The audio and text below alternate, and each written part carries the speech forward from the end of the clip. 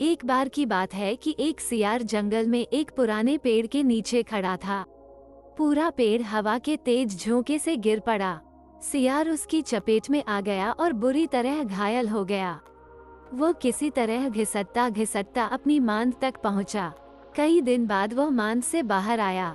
उसे भूख लग रही थी। शरीर कमजोर हो गया था। तभी उसे एक खरगोश नजर आया। उसे दबोचने के लिए वह झपटा। सियार कुछ दूर भागकर हौंफने लगा। उसके शरीर में जान ही कहाँ रह गई थी। फिर उसने एक बटेर का पीछा करने की कोशिश की। यहाँ भी वो असफल रहा।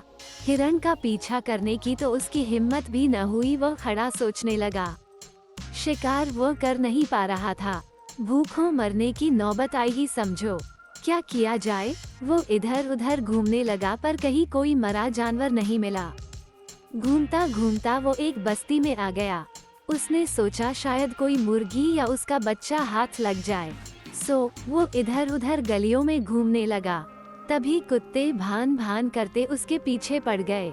सियार को जान बचाने के लिए भागना पड़ा। गलियों में घुसकर उनको छकाने की कोशिश करने लगा पर कुत्ते तो कस्बे की गली गली से परिचित थे। सियार के पीछे पड़े कुत्तों की टोली बढ़ती जा रही थी और सियार के कमजोर शरीर का बल समाप्त होता जा रहा था।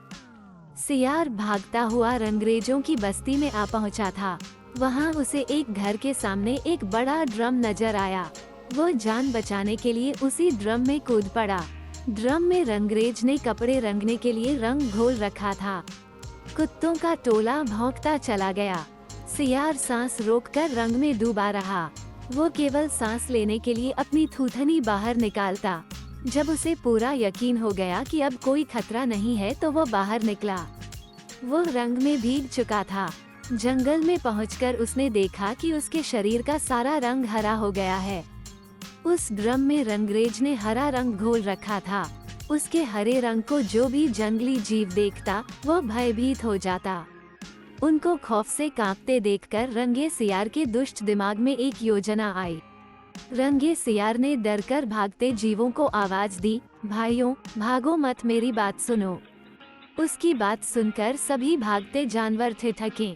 उनके ठिठकने का रंगे सियार ने फायदा उठाया और बोला, देखो देखो मेरा रंग। ऐसा रंग किसी जानवर का धरती पर है नहीं ना। मतलब समझो, भगवान ने मुझे ये खास रंग देकर तुम्हारे पास भेजा है। तुम सब जानवरों को बुला लाओ तो मैं भगवान का संदेश सुनाऊं। उसकी बातों का सब पर गहरा प्रभाव पड़ा। वे जाकर जंगल के दूसरे सभी जानवरों को बुलाकर लाए। जब सब आ गए तो रंगा सियार एक ऊंचे पत्थर पर चढ़कर बोला, वन्य प्राणियों, प्रजापति ब्रह्मा ने मुझे खुद अपने हाथों से इस अलौकिक रंग का प्राणी बनाकर कहा कि संसार में जानवरों का कोई शासक नहीं है। तुम्हें जाकर जानवरों का राजा बनकर उनका कल्याण करना है। तुम्हारा नाम सम्राट ककुदुम होगा। तीनों लोकों के वन्य जीव तुम्हारी प्रजा होंगे।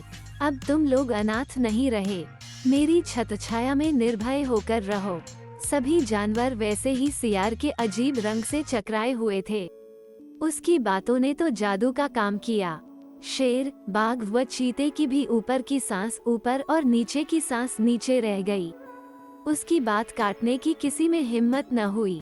देखते ही देखते सारे जानवर उसके चरणों में लौटने लगे और एक स्वर में बोले, हे ब्रह्मा के दूत, प्राणियों में श्रेष्ठ ककुदुम, हम आपको अपना सम्राट स्वीकार करते हैं। भगवान की इच्छा का पालन करके हमें बड़ी प्रसन्नता होगी।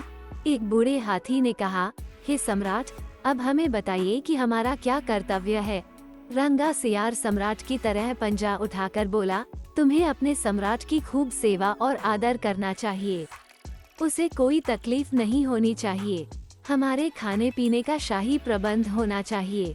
शेर ने सिर झुकाकर कहा, महाराज, ऐसा ही होगा।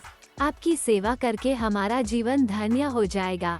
बस सम्राट ककुदुम बने रंगे सियार के शाही ठाठ हो गए। वो राजसी शान से रहने लगा। कई लोमड़ियां उसकी सेवा में लगी रहती। भालू पंखा झुलाता। सियार जिस जीव का मांस खाने की इच्छा जाहिर करता उसकी बलि दी जाती। जब सियार घूमने निकलता तो हाथी आगे आगे सूंड उठाकर बिगुल की तरह चिंघाड़ता चलता। दो शेर उसके दोनों ओर कमांडो बॉडीगार्ड की तरह होते। रोज ककूदुम का दरबार भी लगता। रंगे सियार ने एक चालाकी यह कर दी थी कि सम्राट बनते ही सियारों को शाही आदेश जारी कर उस जंगल से भगा दिया था। उसे अपनी जाति के जीवों द्वारा पहचान लिए जाने का खतरा था। एक दिन सम्राट ककूदुम खूब खा पी कर अपने शाही मांद में आराम कर रहा था कि बाहर उजाला देखकर उठा। बाहर आया तो चांदनी रात खिली थी। पास के जंगल में सियारों की टोलियां हू हू की बोली बोल रही थी। उस आवाज को सुनते ही ककूदुम अपना आपा खो बैठा। उसके अंदर के जन्मजात स्वभाव ने जोर मारा और वह भी मुंह चांद की ओर उठाकर और सियारों के स्वर में मिलाकर हू हू करने लगा। शेर और बाघ ने उसे हू हू करते देख लिया। वे चौंके। बाघ बोला, अरे ये तो सियार है, हमें धोखा देकर सम्राट बना रहा, मारो नीच को। शेर और बाघ उसकी ओर लपके और देखते ही देखते उसका तिया पांचा कर डाला। सीख, धोखेबाजी का पर्दाफाश देर या सबेर जरूर होता है। Like, comment, and subscribe.